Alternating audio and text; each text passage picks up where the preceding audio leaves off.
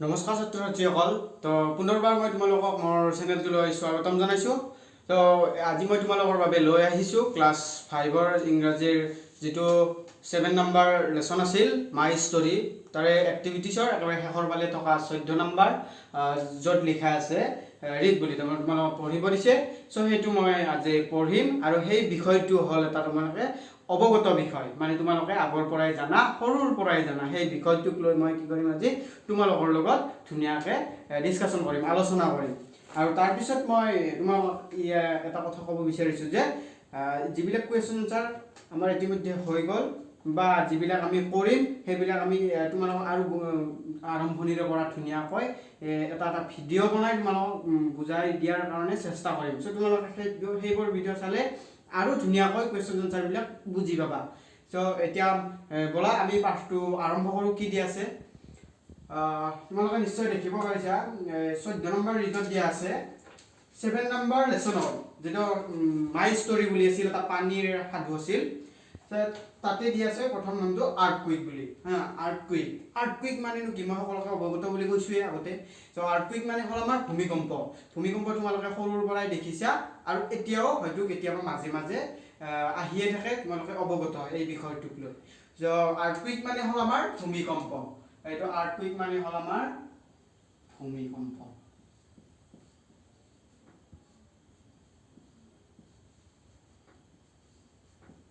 আৰ্থকুইক মানে হ'ল আমাৰ কি ভূমিকম্প। তো এতিয়া আমি পাঠটো আৰম্ভ কৰোঁ। প্ৰথমতে দিছে কি it was the first class of the day the teacher was writing on the blackboard. তাৰমানে দিনটোৰ প্ৰথমটো ক্লাছ আছিল সেইটো, আৰু শিক্ষকজনে কি কৰি আছিল ব্লেকবৰ্ডত লিখি আছিল। ব্লেকবৰ্ড থাকে নহয় স্কুলত, হয়নে নহয়, বিদ্যালয়ত থাকে নে নাথাকে।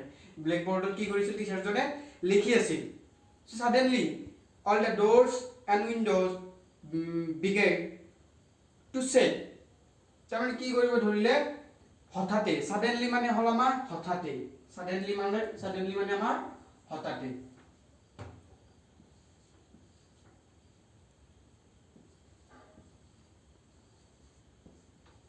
ছাডেনলি মানে আমাৰ হঠাতে।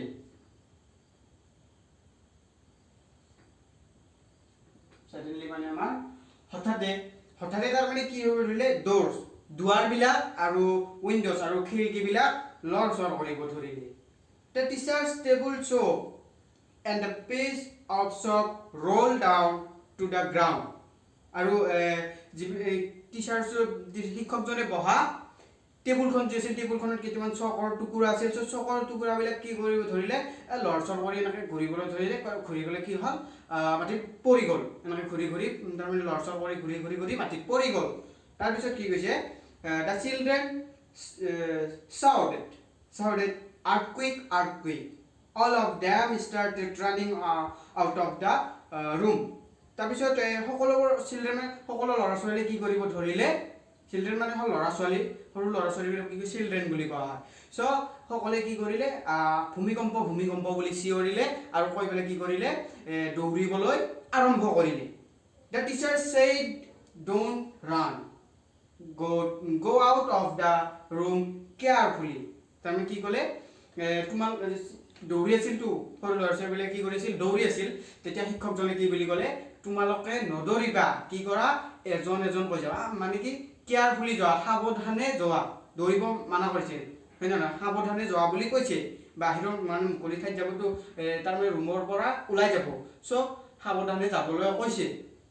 তাৰপিছত কি কৈছে next পেৰাগ্ৰাফত after A while everything became quiet the students come back their classroom।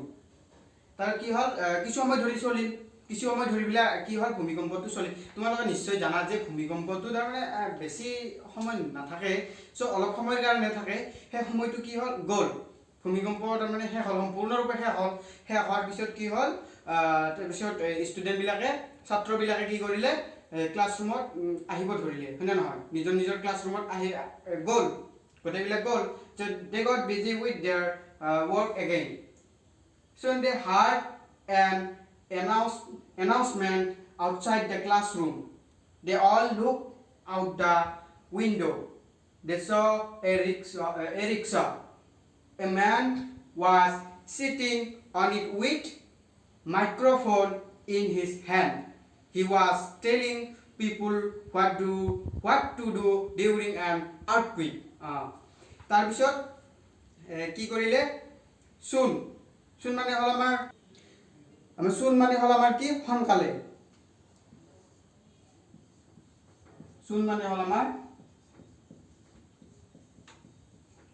সোনকালে soon মানে হ'ল আমাৰ কি সোনকালে তাৰপৰা সোনকালে কি কৰিলে সিহঁতে এটা বাহিৰৰ পৰা অহা তাৰমানে সোনকালে তৎক্ষণাতে এটা বাহিৰৰ পৰা অহা কি শব্দ শুনিবলৈ পালে সো আউটসাইড বুলি কৈছে আউটসাইড মানে হ'ল বাহিৰৰ পৰা ক্লাছৰুমৰ বাহিৰৰ পৰা এটা শব্দ শুনিবলৈ পালে কি আৰু সিহঁতে কি দেখিছিল খিৰিকীৰে দেখিছিল কি বুলি কৈছে যে এখন ৰিক্সাত এজন মানুহে কি কৰিছে বহি পেলাই এটা হাতত মাইক্ৰফোন লৈ পেলাই কি কৰিছে হাতত মাইক্ৰফোনটো লৈ পেলাই মানে চিঞৰি আহিছে কি বুলি আৰ্থকুইকৰ বিষয়ে কিহৰ বিষয়ে চিঞৰি আহিছে আৰ্থকুইকৰ বিষয়ে মানে ভূমিকম্পৰ বিষয়ে চিঞৰি আহিছে অলপ আগতেতো ভূমিকম্পটো গ'ল যোৱাৰ পিছত কি হৈছে সিহঁতে চিঞৰি আহিছে মানুহজনে এতিয়া ইয়াতে তলৰ পিনে দিছে সেইখিনি কি বুলি চিঞৰিছে সেইখিনি দিছে চা আমি কি বুলি দিছে attention তাৰমানে সকলোকে কৈছে কি শুনা attention মানে হ'ল আছে ধ্যান কৰা হয় সো কি বুলি কৈছে শুনা do not panic হতাশ নহবা বুলি কৈছে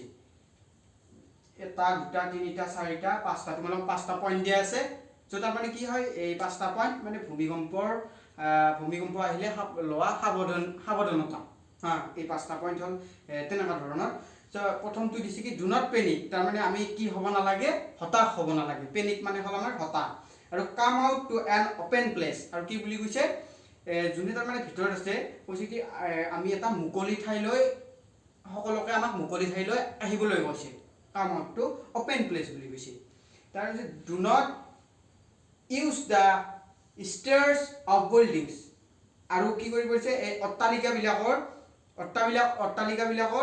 যিবিলাক চেৰি আছে চেৰিবিলাক তাৰ মানে ইউজ কৰিব মানা কৰিছে মানে ব্যৱহাৰ কৰিব মানা কৰিছে চেৰিবিলাকেৰে মানে অহা যোৱা কৰিব মানা কৰিছে বিল্ডিংবিলাকৰ চেৰি থাকেতো হয়নে নহয় সেই চেৰিবিলাক মানে ব্যৱহাৰ কৰিব মানা কৰিছে তাৰপিছত কৈছে কি do not stay close to glass windows আৰু এই যিবিলাক আইনাৰ খিৰিকী আছে সেই খিৰিকীবিলাকৰ ওচৰত থাকিব মানা কৰিছে কেতিয়া যেতিয়া ভূমিকম্প আহে হয়নে নহয় আমাৰ কেইটা গ'ল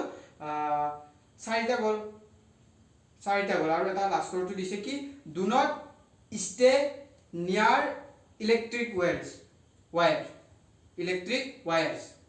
তাৰ মানে কি কৈছে আৰু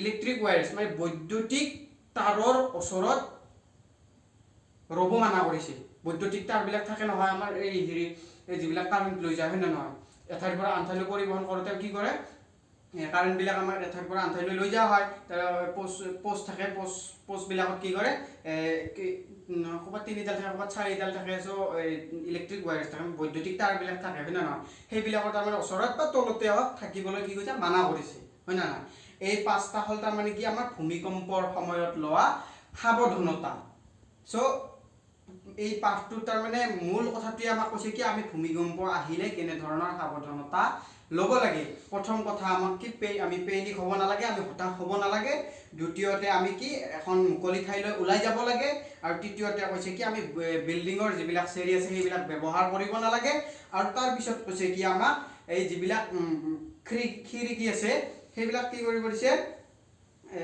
সেই খিৰিকীৰ ওচৰত আমাক মানা কৰিছে থাকিব কাৰণ হঠাতে যদি গ্লাছে হয় লৰচৰ কৰি থাকোঁতে যদি